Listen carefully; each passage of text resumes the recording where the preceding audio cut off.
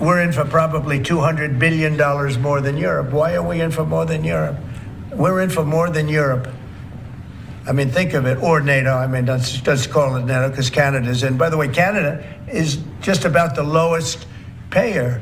Also, they shouldn't be. They are just about the lowest payer in NATO, in addition to everything else. So Canada's really been taken advantage of. And if they had to pay just something modestly fair, they wouldn't be able to succeed as a country.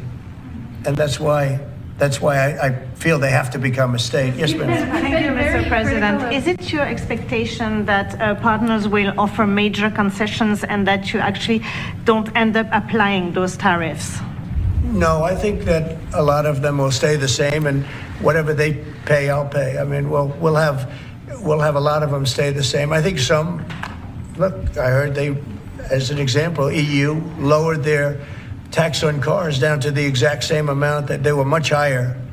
They were approximately 5 times higher, and they lowered them down to the exact tax that we're charging.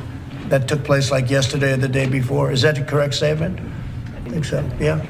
Do you expect any exemptions or waivers? I don't expect that, no. This is a simple system. I mean, there wouldn't be any. And in the case of Apple, I gave them a waiver, an exemption in my first term because Samsung was in South Korea. And Samsung didn't have to pay the tax because it was a tax on China. And Apple makes a lot of their product in China. So I did that because it wouldn't have been fair.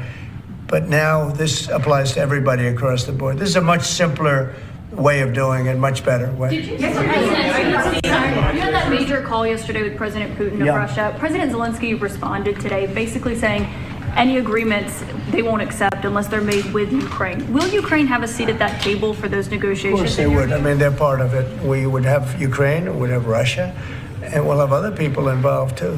A lot of people, a lot of forks in this game. I'll tell you what, this is a very interesting situation, but the Ukraine war has to end.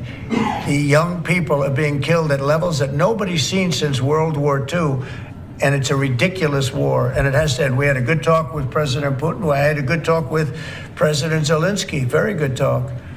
And somebody said, I should have called Zelensky first. I don't think so. I mean, we have to find out whether or not Russia wants to make a deal. I know that Zelensky wants to make a deal because he told me that. But I now know that Russia wants to make a deal. Did you ask Secretary Hegseth to walk back his comments yesterday saying Ukraine won't join NATO and won't go back to pre-2014 borders because those are bargaining chips you could use? No, I didn't. Somebody told me to, but I thought his comments were